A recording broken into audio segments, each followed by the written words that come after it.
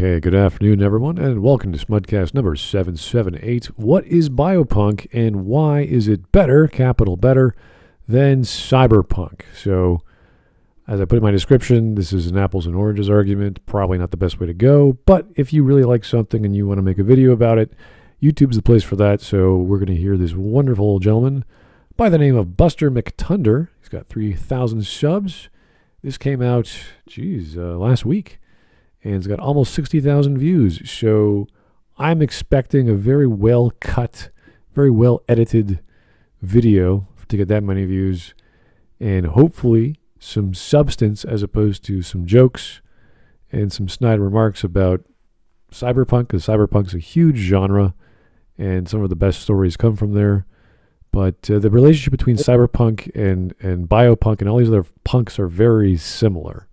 So I don't know why he has to make the distinction. Hopefully this won't be not so much a genre as it's a setting within science fiction. It's a specific type of science fiction. Yeah, I know. It's a subgenre of whatever you want to call future punk or this or that science-based reality. So I could look at Akira, Ghost in the Shell, even Blade Runner, and there's mostly elements of cybernetics there. But there's also elements of biopunk or bioengineering or any kind of biotech. And it depends on how you define it.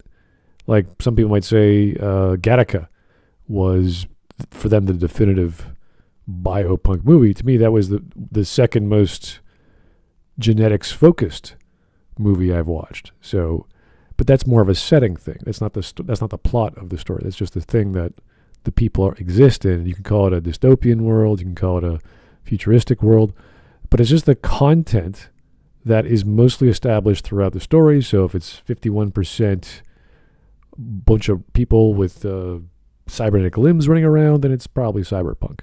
Not to say it's not anything else, though. So that's fine. You like what you like, and we're going to analyze why this gentleman likes that. That's all we do. I've never heard the term before, and I think it's redundant. Oh yeah, we've had all these divisions of punk and like diesel punk. I didn't know Final Fantasy VII was diesel punk for like a few years before someone told me, like, why is it diesel punk? Oh, there's all these steam engines and running on whatever. And you're like, okay. No, that's I think that's a stretch. All right. Diesel punk. What was the name? The survival builder in Frostpunk. Another punk. Frostpunk is diesel punk because there everything is coal powered, and you have these giant spider walkers also running on coal. Oh yeah, in much the same way Fallout is. I thought it was biopunk. People would argue no, it's atom punk, and biopunk is just yeah, there's all these subgenres I've never heard of that people are using to describe what is an iteration of the main theory or the main setting that uses a power source, that uses a design choice, and what is connected to that. So cybernetics is connected to atom punk or diesel punk or whatever. If everything is just adjective punk, then My Little Pony is rainbow punk. Maybe. I don't know. Never heard that. Because you can't just call everything punk because it's not reality or it's some weird science fiction setting.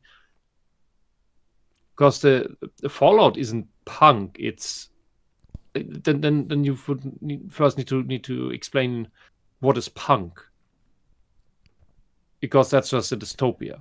It's not about it's more the 60s aesthetic that runs Fallout. Yeah, we have to make the distinction between setting and content and what exactly would Fallout fall under because setting could be content as well, but there's so many elements running around in Fallout to say it's this or that. There's elements of science fiction in general, like going to the stars in one quest line in New Vegas. So there's all kinds of things going on. But post-apocalyptic is what we generally say is the setting for stories like that. And those may or may not involve a futuristic society where everything's amazing, but it's actually the opposite. So dystopia, whatever, that's fine. Mhm. Well, for me, the idea of the biopunk or whatever, the thing that first came to my mind was this, I think, a horror game called Scorn, I think, where all the machinery and stuff was kind of flesh-like, connected with some weird tissues and stuff like that. Cool. No, there's that one game I can't remember that was a depiction of hell, that everything was all flesh, like the walls were flesh. The every weapon was like made out of organs or what have you, and it got old really quickly. Just because when you see the trailer, you're like, holy crap, this is like gory, and I don't remember the name of it, but it was so like. It's like everything is the ice level. It's not Dante's Inferno then. Well, no, it felt like a nightmare of Dante's Inferno because everything was like you're inside the belly of some kind of creature, and it was hell. It was something like to do with hell. All these faces and people screaming, and you're like, okay. After a while, this gets kind of nauseating and boring because you're not. Cronenberg punk. Oh yeah, The Naked Lunch and all these other weird Flesh punk films. Yeah, flesh. How do we use flesh in a non-traditional way? Well, we call it a punk. Okay, that's the flesh punk then. Who knows? Anyway, Dino punk. Dino. I can go on forever. Yeah. It's just We just need to skip all the other punks and just get straight to punk. Oh yeah. I think that's what we have right now with the activists. The 70s and 80s from Germany came and just invaded everything, and it was just everyone's a punk. Hey, we got those from you, I think.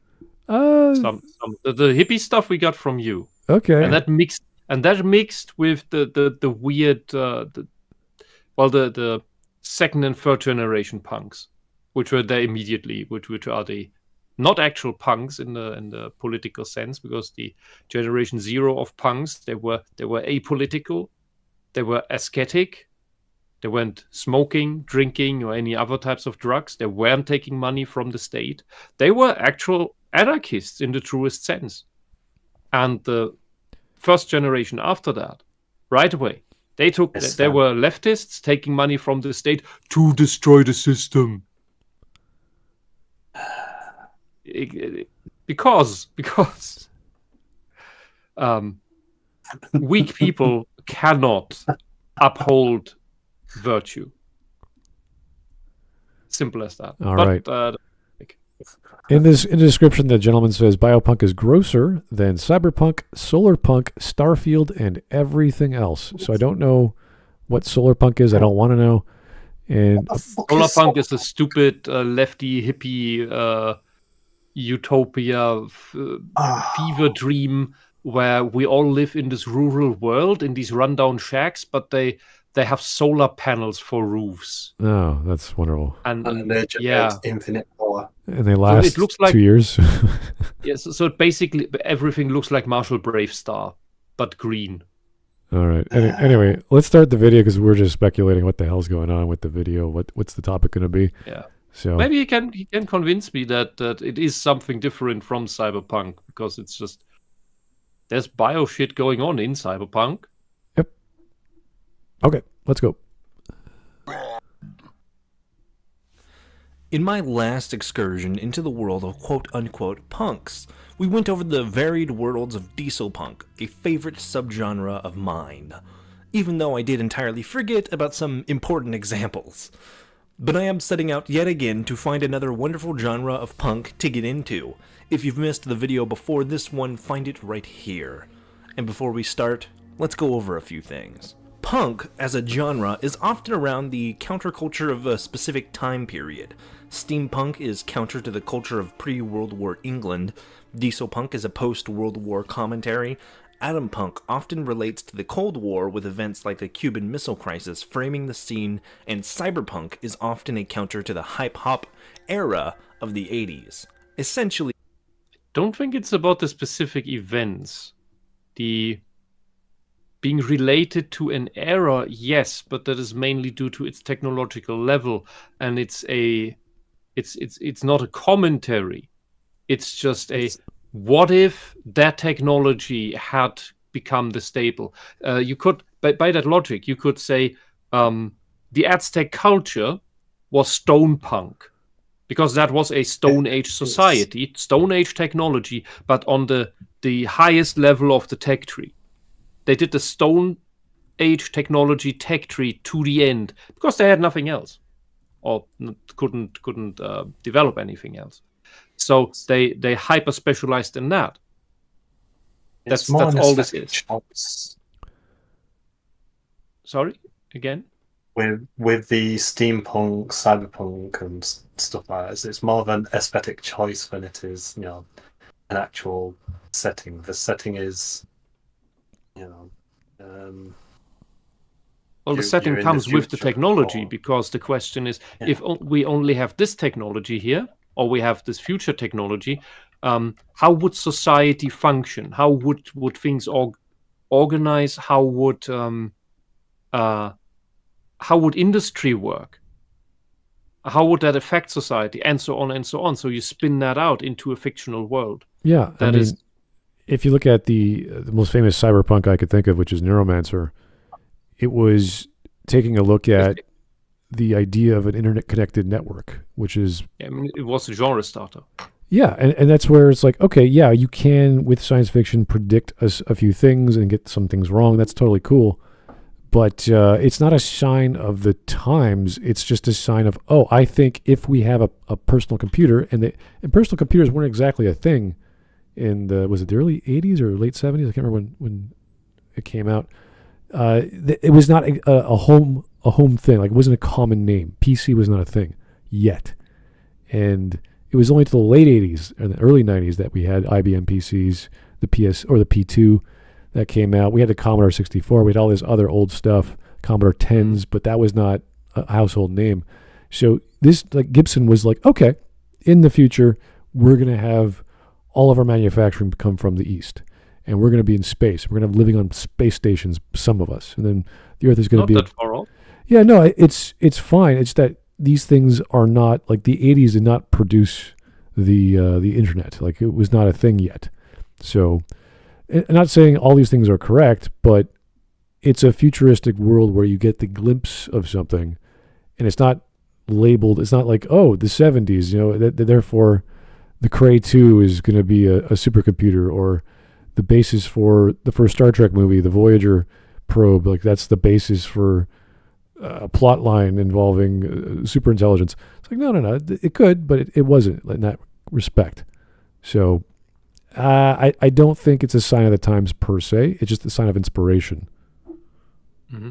Anyway. We can also do the thing where a lot of people tend to mix up genres and settings. I think I just did it, for fuck's sake. But Tyler Preston brought a great example in the chat. He said, Stone Tech was the Flintstones stone punk. Oh, God. I would say in that regard, you're right. Yeah.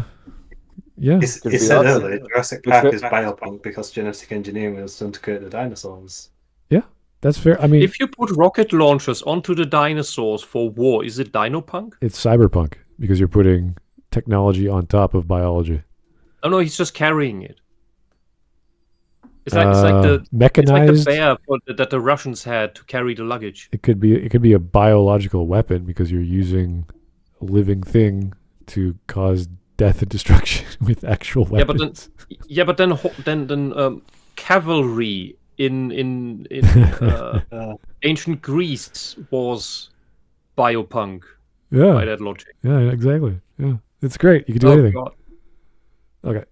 And Hannibal with the elephant.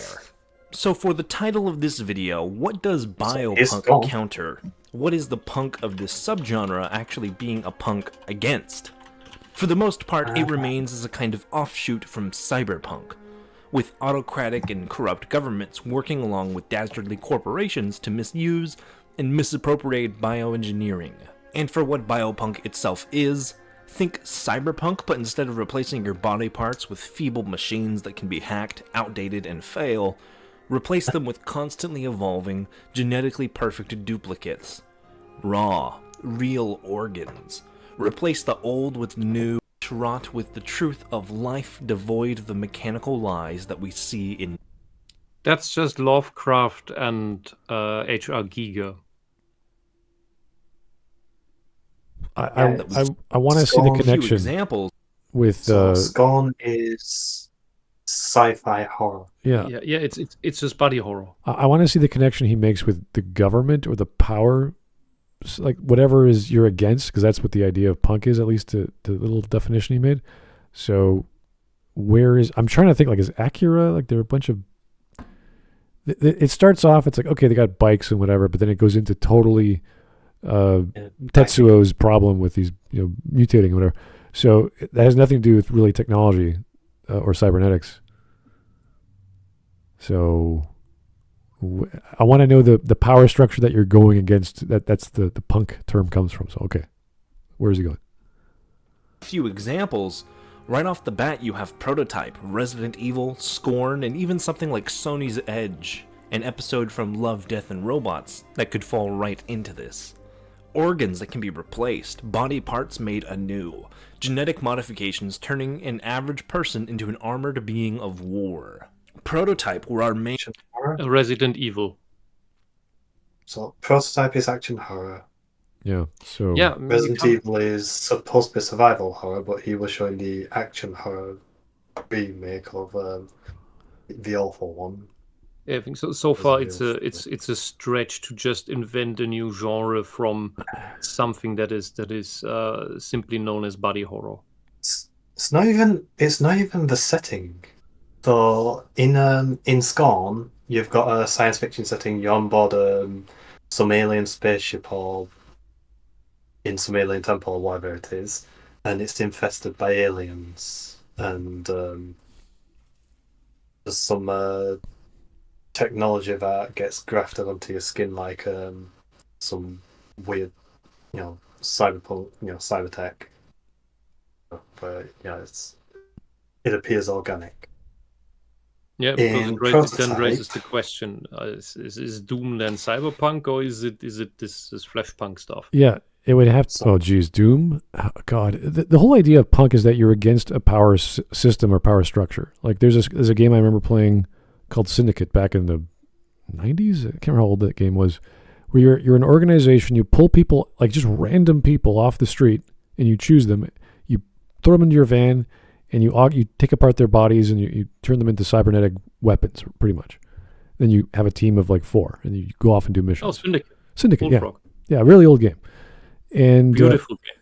and I was like, well, yeah, is that cyberpunk? Because you're not against the system, you are the system. You're a syndicate. it is cyberpunk, yes. Yeah. So it's no longer an issue about being against the system. It's the I don't content. think it ever was. Yeah, it's just the visual setting that has certain technological aspects. Yeah, and you just say, well, there's Describes the cybernetics. cy- It's a common The theme. only punk that is in there is against the norm, what we would consider an acceptable world to live in. Like you wouldn't want to live in a world where there are where people have technological augmentations forced on them. So Because that's creepy. So Scorn, the setting is an alien spaceship temple, whatever it is. Prototype, the setting is New York from a decade ago, in the midst of a mini zombie apocalypse. Resident Evil, Decade and a an half. American city in the 90s during the zombie apocalypse. And what other one I mentioned?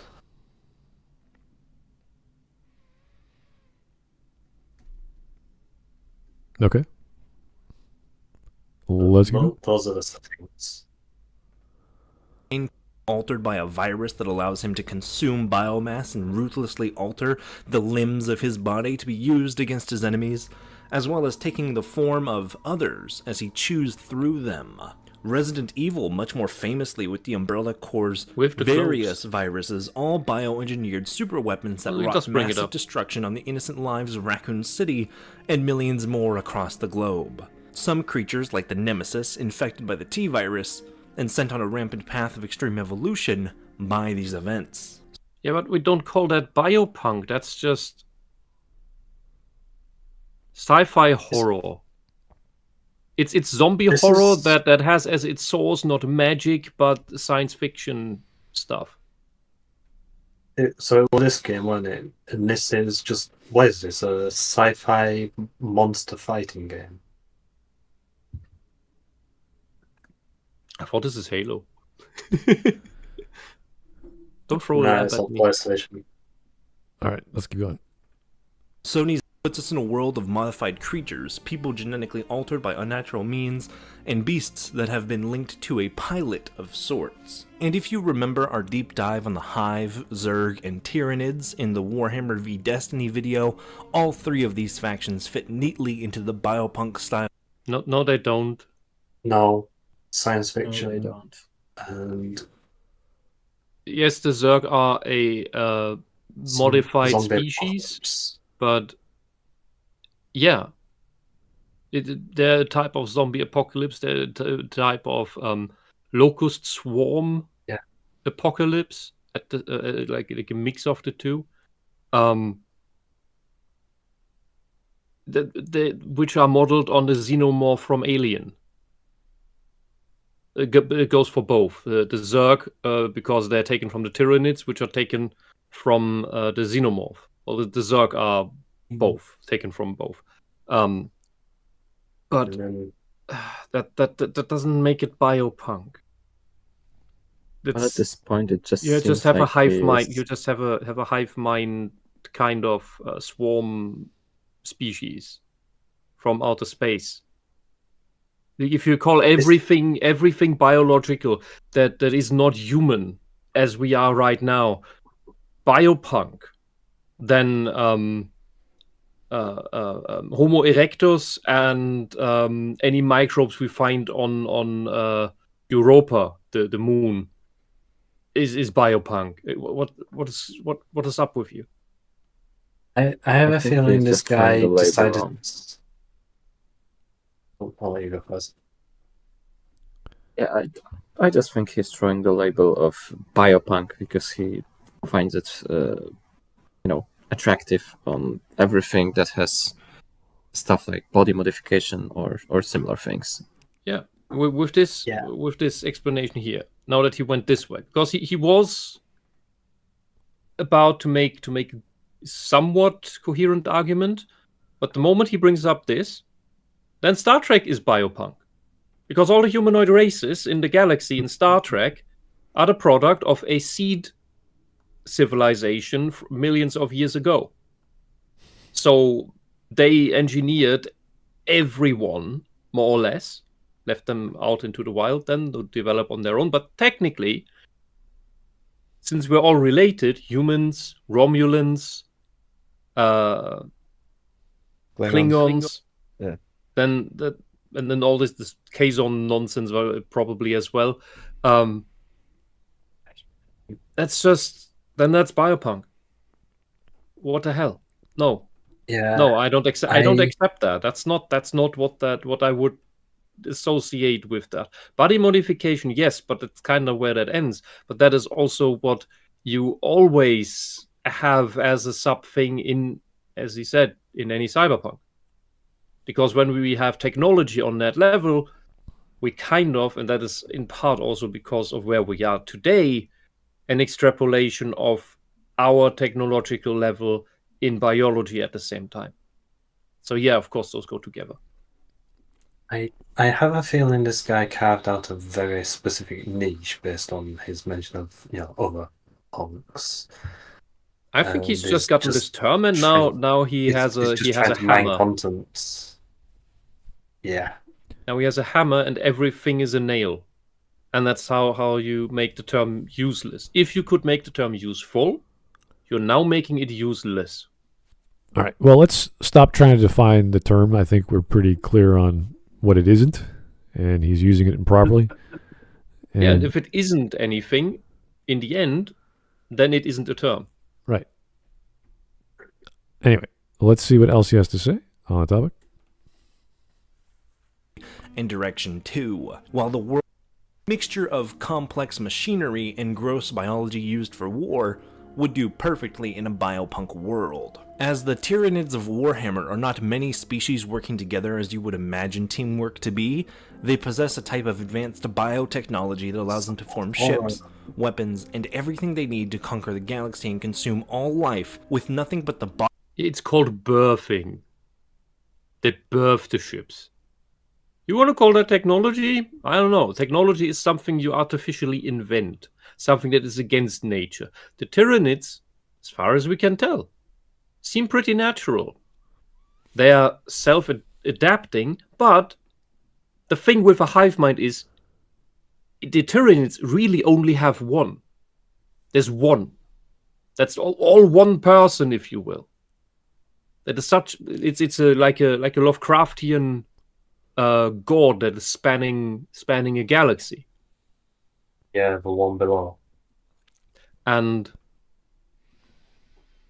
with the Zerg, you could maybe make sort of kind of that argument, because while the Zerg are a hive mind, they're also fractured. They can be parted into factions, especially since the Overmind, once the Overmind is gone, the sub-factions have their own rulers. They can then work independently. That's where it kind of went after the Overmind died. And the Zerg can bioengineer themselves consciously, though that is done through the leading organ, the Cerebrets, for example, later the Queens. And you could say, yeah, is that technology that they do? Or is that just part of their natural abilities? Because adaptation is what the Zerg do. Is it technology if they can will it? They don't need to understand the depths of chemistry and see the little molecules and everything. It's like there are a lot of processes in your body that just happen. Is that a technology? That you turn beer into piss? I don't know. I don't think so. You can certainly use that if you want to create a turn beer into piss machine on an industrial scale, and then you enslave a bunch of humans. Then yes, you have a biopunk industry plant that creates a lot of piss. Okay. But that is just using a natural process consciously that maybe you have figured out, maybe not. So I don't know. I don't know how it works with the Zerg in this argument, but I don't think it makes sense. So creating ships in the Tyranids creating ships in Warhammer is birthing. Yes, it's all one technically, it's all one organism. So human women. Oh boy, they're an interesting piece of tech. Did you know? Well, there's an XKCD comic about that. Haven't made that joke in a while. But did you know that most female players in Warhammer 40k do play Tyranids? Yes. They don't play Sororitas. They don't play Custodes for the Sisters of Silence for that female representation. No, they play the creepy space hive mind that birthed their armies onto planets and that mind control all their little pets. I wonder if there's a parallel to female power fantasies. But that's that. Okay, let's keep going. With bodies of living matter, every gun and forced onto its host, a symbiotic, sometimes parasitic relationship that makes the Tyranids not working together, but literally becoming extensions of one another. It is impossible to tell where one Tyranid ends and where another begins. This grotesque relationship. It begins at the hive mind, and it ends at the pinky finger of the smallest creature. Like, your pinky finger is part of the hive mind that is your body. And your consciousness is just this little guy in the top office that believes he is in charge. But you're not controlling all the biological processes or what makes your pinky finger twitch. You consciously give the signal. If currently you do that and it isn't being nudged by something and it just jerks away reflexively, because that was not a decision you made. So, the hive mind, that's the tyrannid. The entire thing is the tyrannid. How is that so hard to understand? Because they're not attached to each other physically? That's why it's psychic. It's psycho magic. Great. Fucking hell. Force of rapidly adaptive creatures that environment against any enemy, so much so that it's not impossible to be able to document each and every variation of tyrannid, as they are practically unlimited in their possibility of form.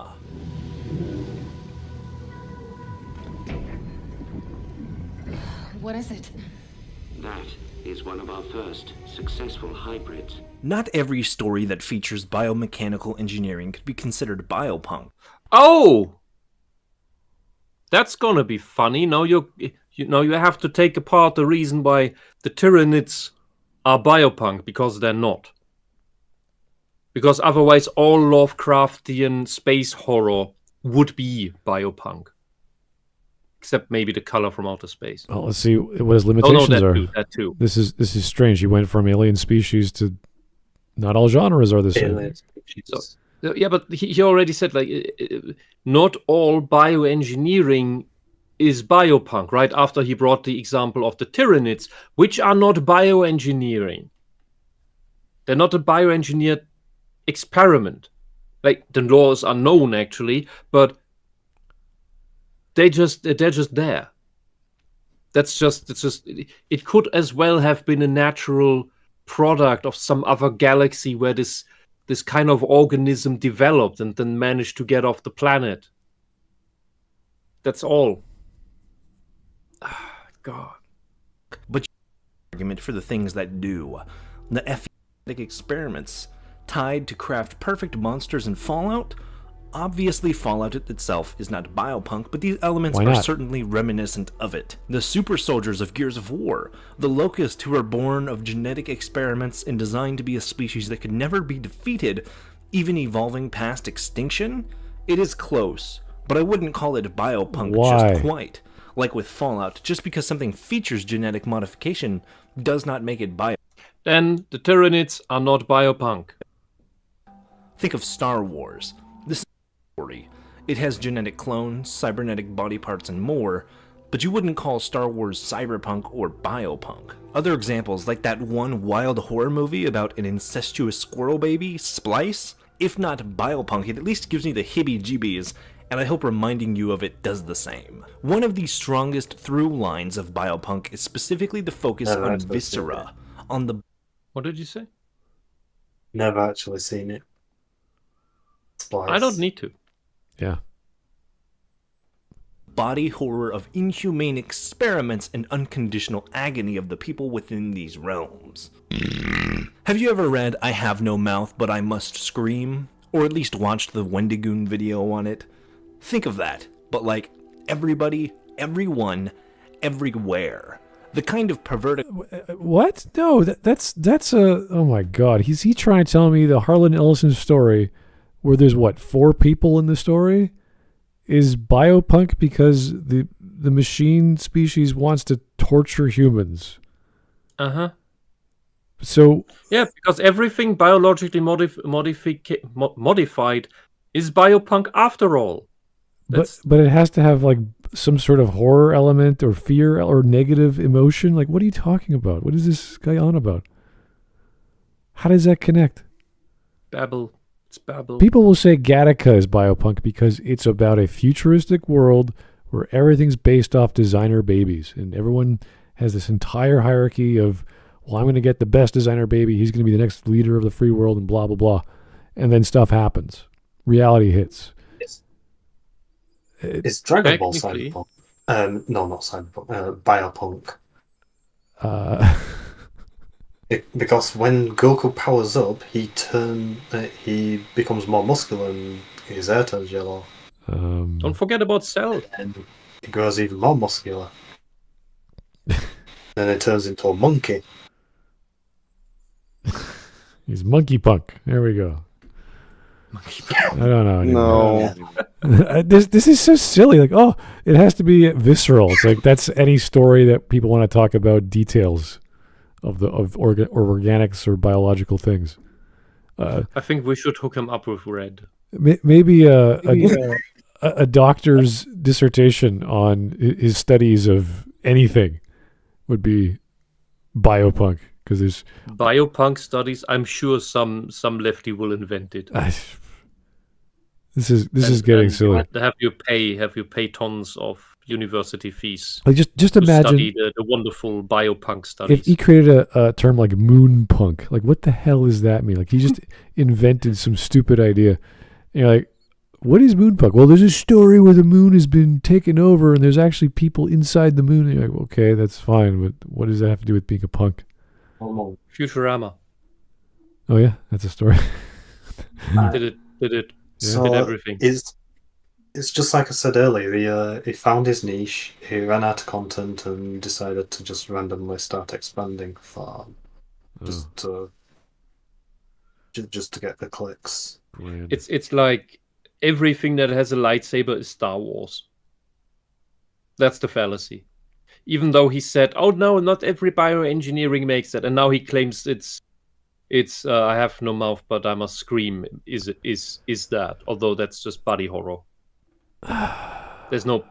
It's more like, It's just body horror. Body horror doesn't automatically make what you want to call biopunk. yeah, Harlan would not write a story that's just has organic elements that are scary. He writes stories in general, and he'll do a focus on existential angst and what's the point of existing now that there's only 4 humans left, and this crazy computer wants to kill us, wants to torture us, not kill us, wants to torture us through all kinds of evil means. Like, that has nothing to do with this silly genre. And even if it were to be like one genre, it would be like one of like 17, because there's so many things happening in the story that you cannot limit that story to a genre, or one genre rather.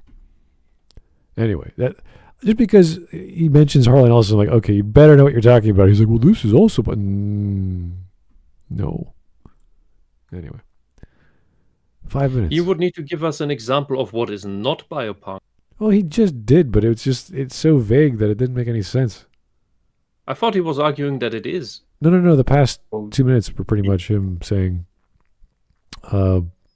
Halo is not, and Gears of War is not, and you're like, all right, fair enough.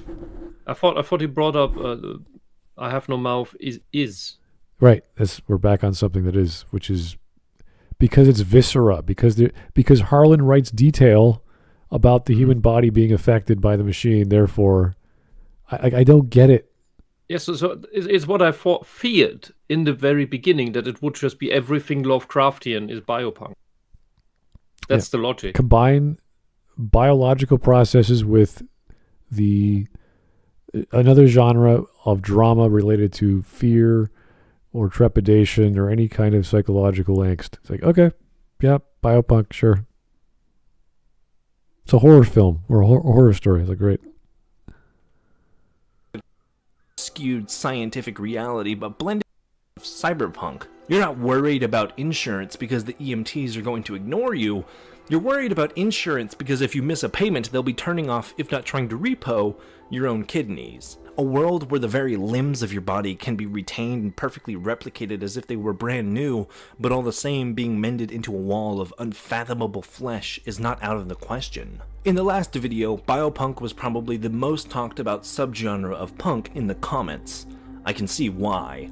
Some of this stuff is just, it's pretty horrifying. We have no idea what they're talking. Like, you honestly think your YouTuber comments know exactly what you're talking about and share your ideas? If they do, I'd like to read those comments to see how bizarre they are, because that's not going to be accurate.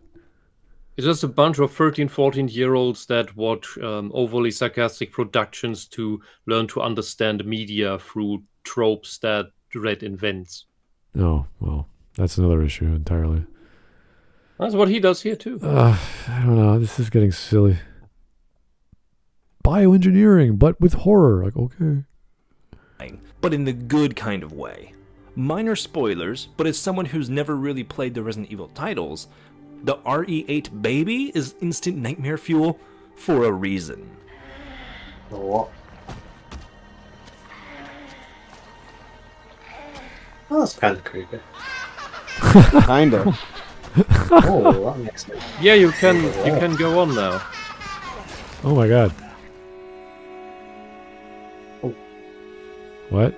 Is he really need to The buy two giant, biggest examples of Biopunk I've taken specific interest going to in push for this that. video, however, are already fairly popular. The first, and the one you've likely seen images from, is All Tomorrows, a billion-year chronicle of the myriad species and mixed fortunes of man from 2006. This work of science fiction and speculative evolution, written and illustrated by the Turkish artist C.M. Kozman, is a fabulous single-sitting read with images that are both perturbing and intriguing for the reader. If you With that name, that just sounds like an imitation of H.R. Giger. Is this a game or is he talking about a book?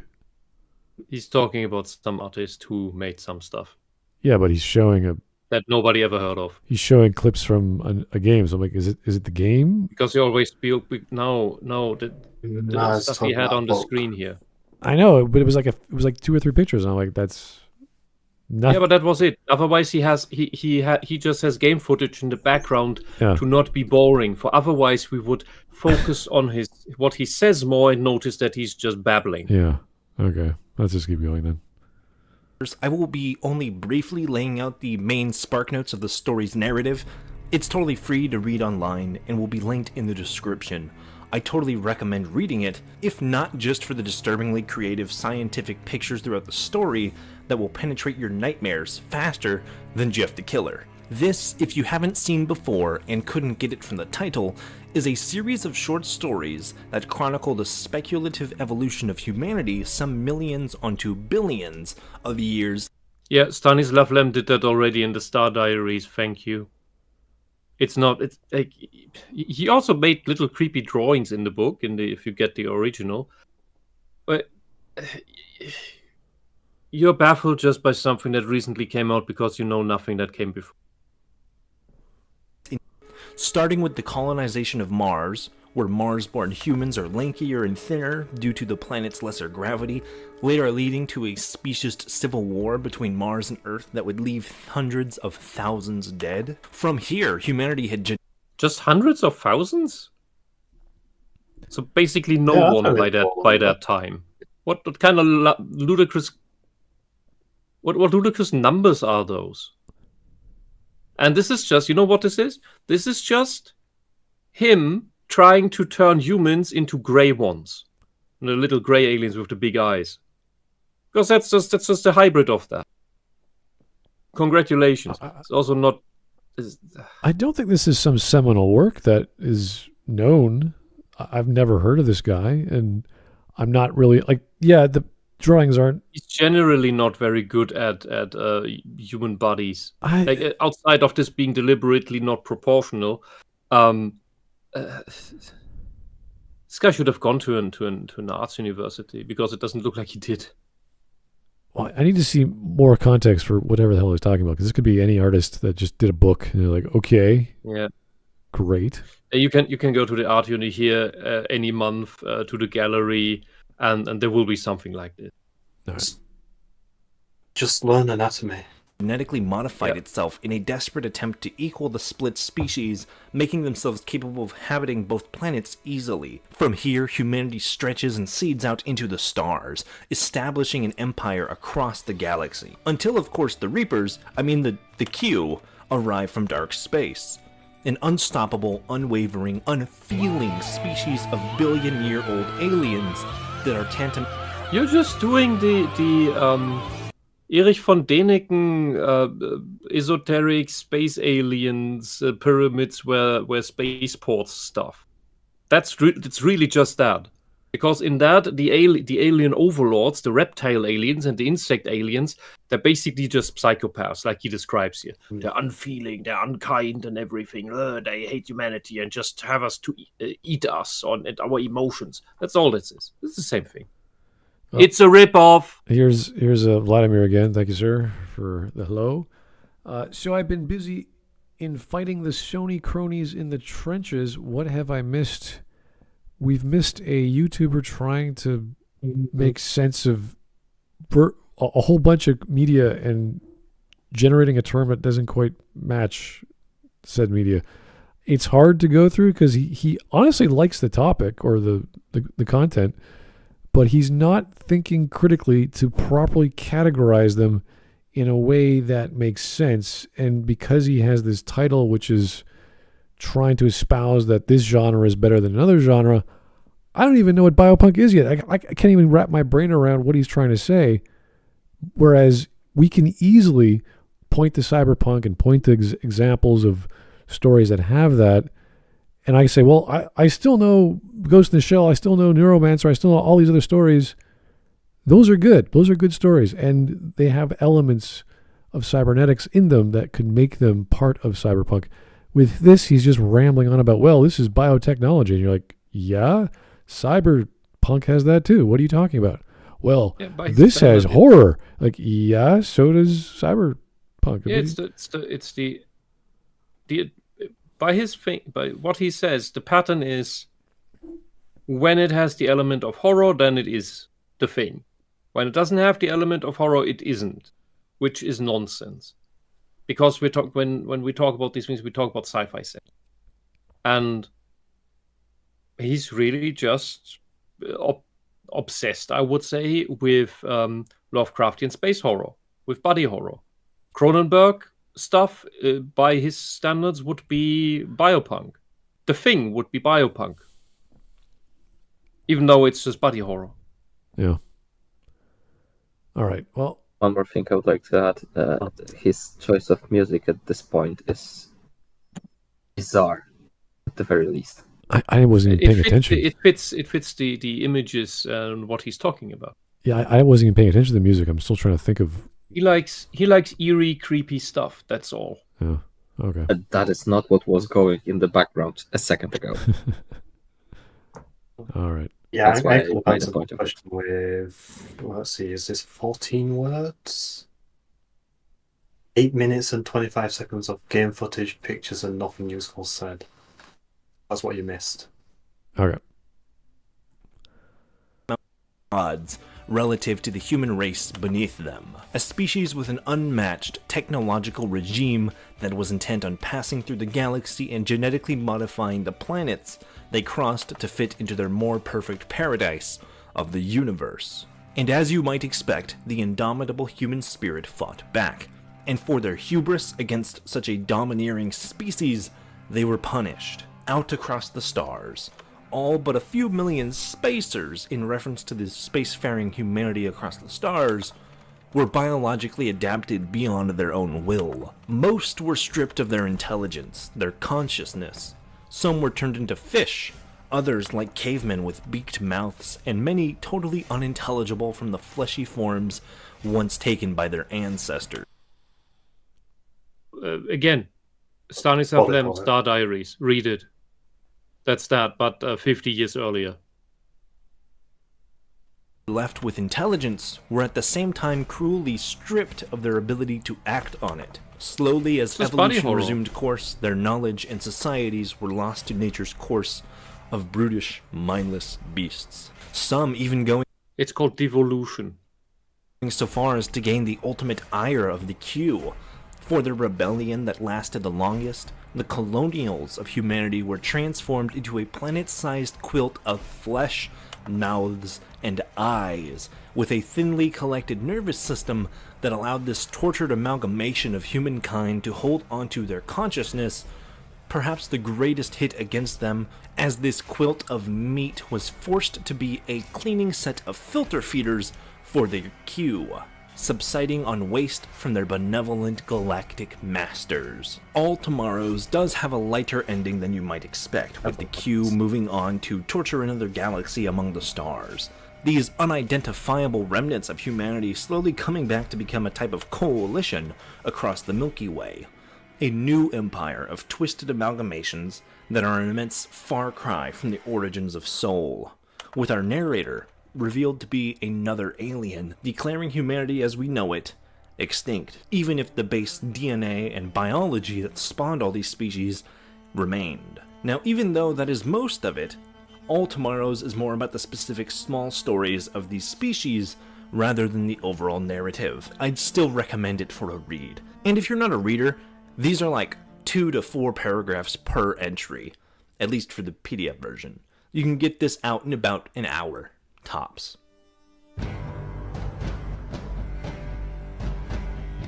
What about that second entry into the world of Biopunk I mentioned earlier?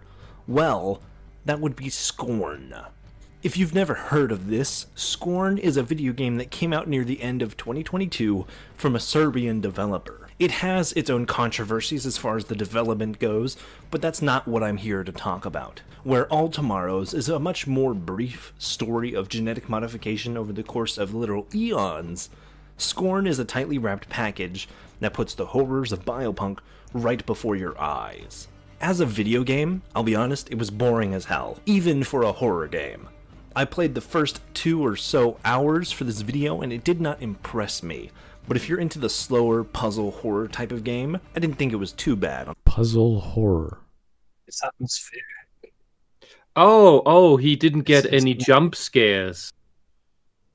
There's not a fucking jump scare shit. I've I am never. being reminded of the horrible Amnesia sequel.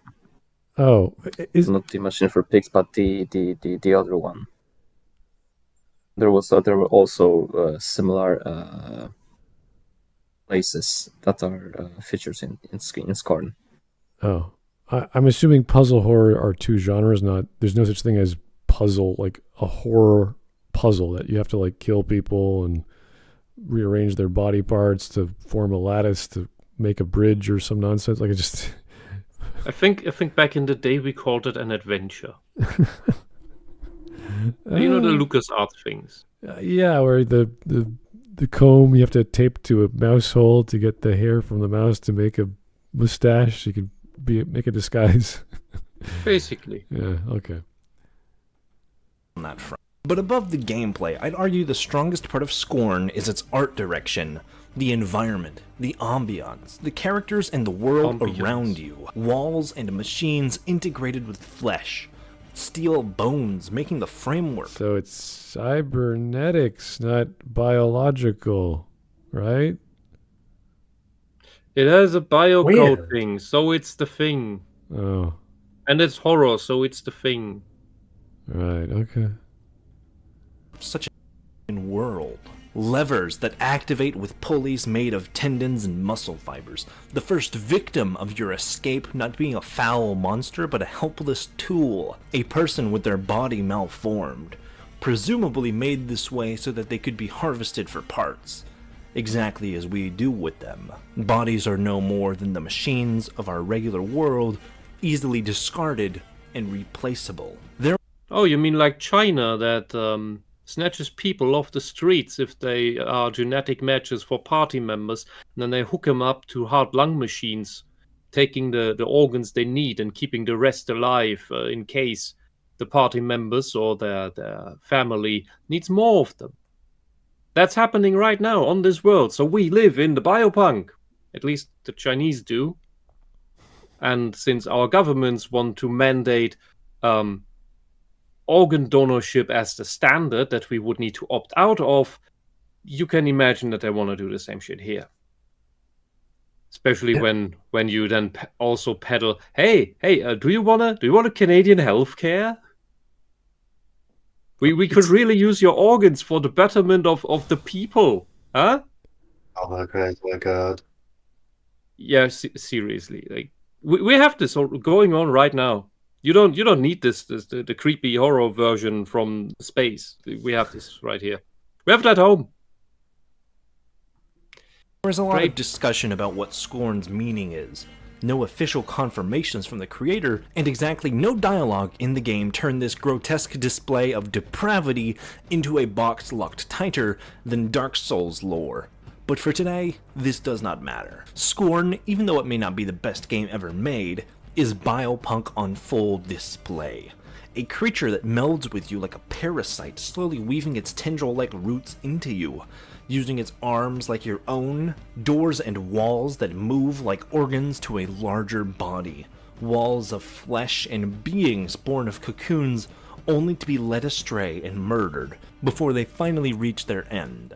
What do you think of Biopunk? I think I still prefer Dieselpunk for the aesthetic, but I can't lie, in the few weeks of research I've done on this, Biopunk is getting there. Okay, even if these were established genres with actual pieces of media we could compare, I mean, you could say I just prefer Dieselpunk because I like metal as opposed to organic material. Imagine a metal ship as opposed to an organic ship.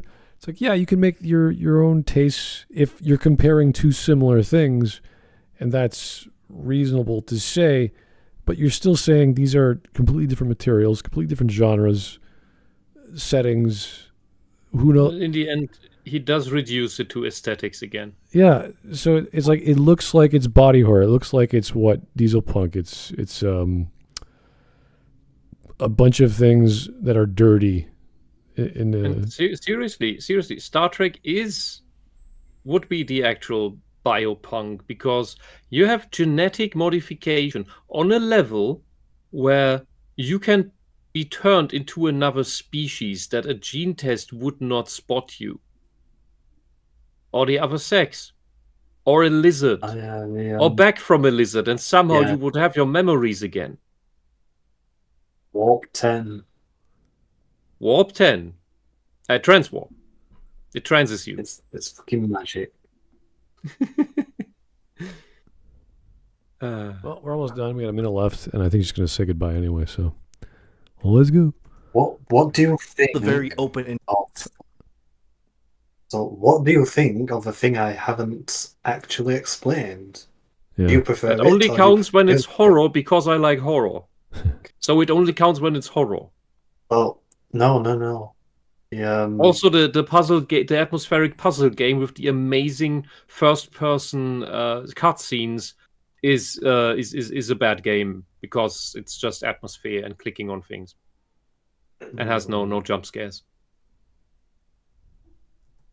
Grotesque horror to be found in these stories, and the bear from Annihilation being much scarier and cooler concepts than, like, evil Deadpool in your dreams. Oh, bitch.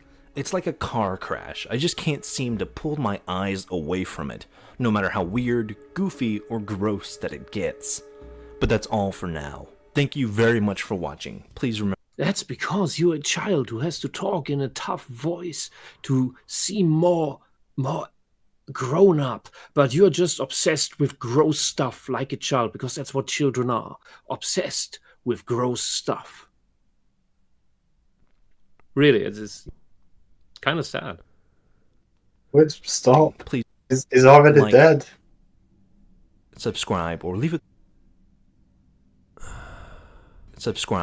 comment on the video telling me what you thought and what your favorite examples of biopunk might be.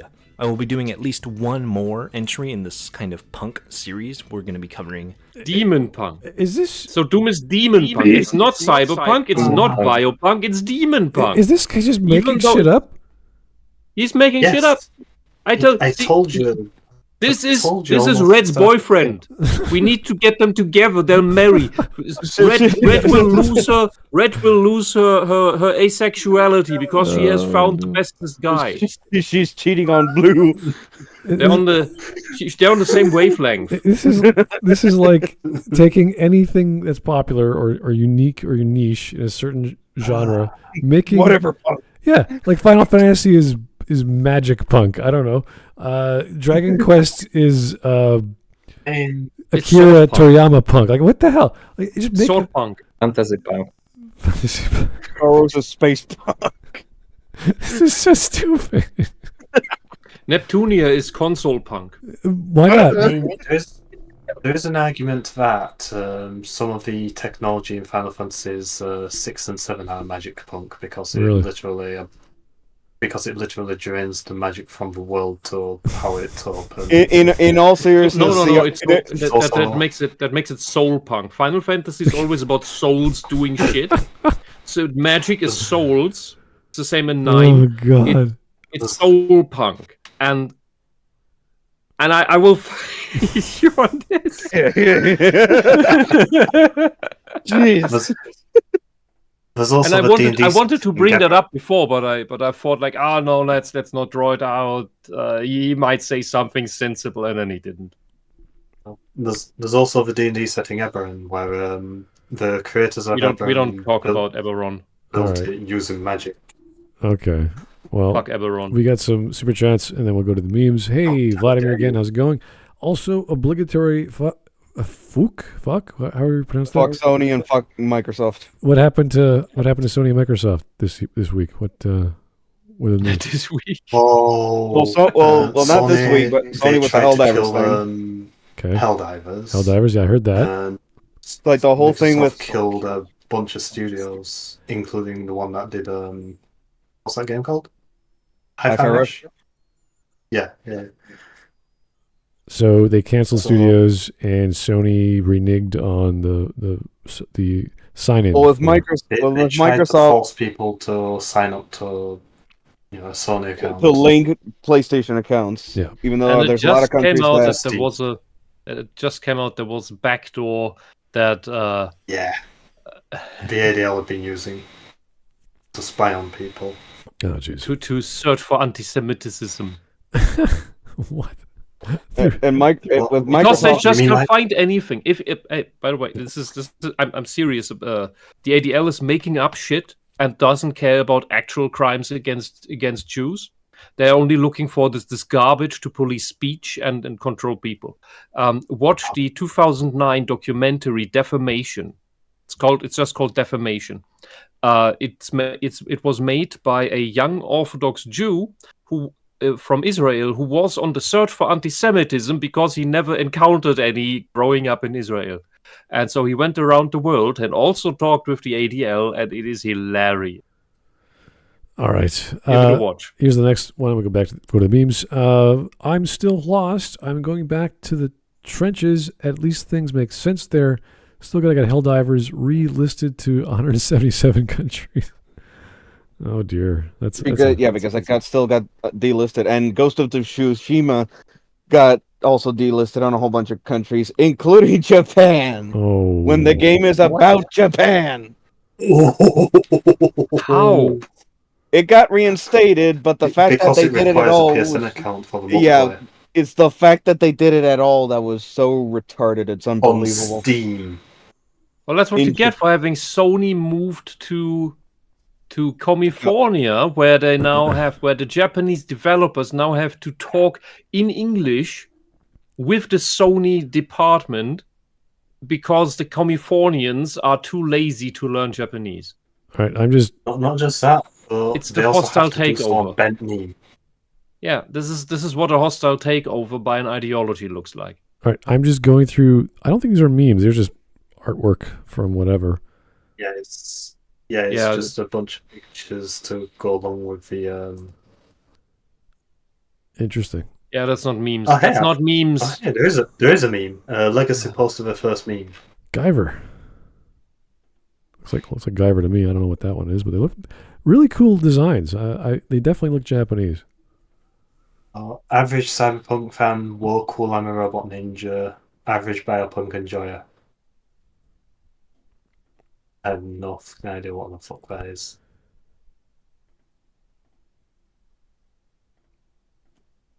Unspeakable horror.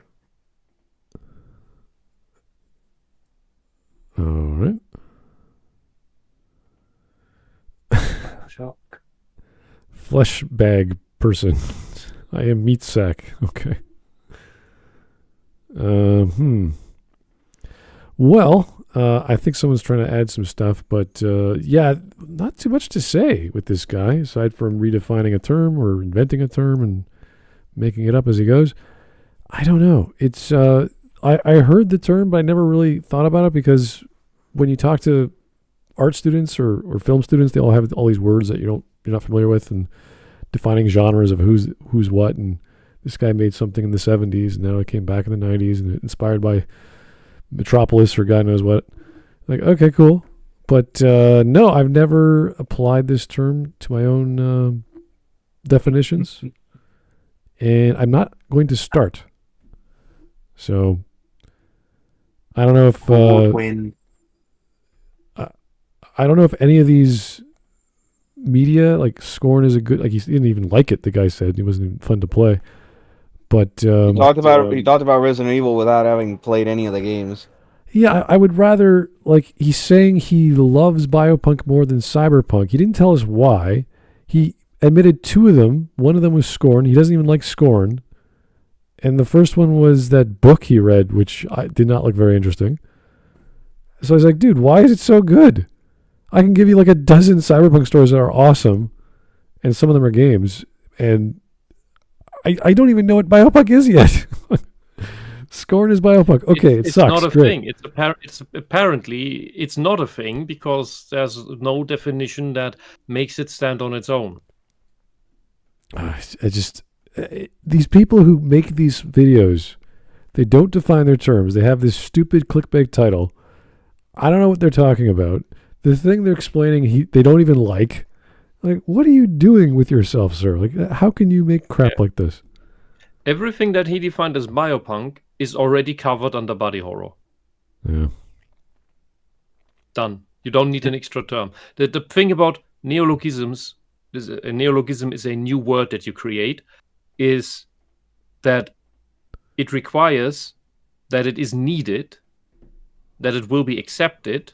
You need both. So just because of 1,000 people or thousands of people start using the word doesn't really make it valid. Because if it turns out you already have a word that better describes the thing that you're describing. And the third one I forgot. I always forgot one of the rules. There's 3 main rules for neologisms. Well, I do recommend checking out Cyberpunk. It needs to be precise. I'm sure you guys have seen, watched, played, read Cyberpunk. Go as far back as Metropolis. I think Ghost in the Shell is probably the anime easier version to watch. With it not as simplistic as you might think. There's all kinds of great ideas in there, especially in the second gig. So lots of great stories, comics, books. I mean, Blade Runner may not be your cup of tea. You can go to the original, Do Androids Dream of Electric Sheep by Philip K. Dick. There's, I think, I'm trying to give better examples. I'm in 2 minds about second gig. Because on the one hand, it's more coherent. The plot, it's more put together, well. Whereas the first one, you've got these standalone episodes that sort of just disappear out of place. Yeah, the concepts are... On the other hand, it basically rips off first gig wholesale, so it's not its own story. Yeah, it's kind of like watching Ghostbusters 2. It's its own version of what came before, and they tried to spin it into this political issue of these immigrants, I think. It's interesting. Refugees. Yeah, refugees. There's other stories in there that it's not just about that. That's just like, I think half the series is just about that, but the rest are all standalones. So it's great. I found it very entertaining, and lots of great acting and animation. So, but yeah, man, Cyberpunk is such a diverse area. Even the I always forget the name of the game I've played. It's the turn-based combat game. Not Blade Runner. Something. Syndicate. Well, Syndicate was the 90s, like isometric. Shadowrunner. Thank you. That's the one I always forget. Those are great games. I actually really enjoy them. As simplistic, and the first one's probably the best. But was it? Yeah, that's the one on SNES, is it? Well, the original, yeah. There's a game on the SNES, but I'm talking about the remakes, the Shadowrun Returns, which is I think it's in Prague. Isn't that a multiplayer first-person shooter thing? Oh, there is? I have no idea. I remember starting the Hong Kong version. That was pretty fun. Oh yeah, you're on about the ones on Steam. Oh yeah, yeah, they're great. They're not too expensive. They're good characters. I think the storylines of each are very interesting.